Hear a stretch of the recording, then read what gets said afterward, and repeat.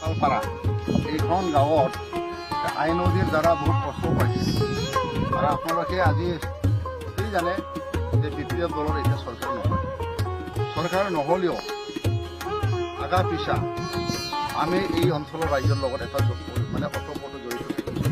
কিয় জড়িত থাকিছে আমি অকল ৰাজনীতি নকৰোঁ যে মানুহৰ দুখ আমি বুজোঁ, মানুহৰ কষ্ট আমি বুজোঁ। আই নদী বহুত বছৰৰ পৰা সেই ক্ষতি কৰি আহিছে।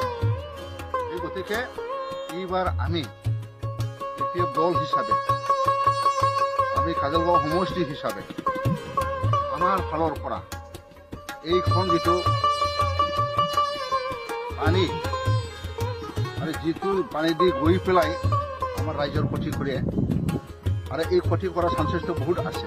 সেই গতিকে আগতীয়াকৈ আমি আজি আমাৰ ফকলেণ্ড JCB ইতিমধ্যে ৰেডি হৈছে আৰু এই হিচাপত ৰাইজৰ মত হিচাপে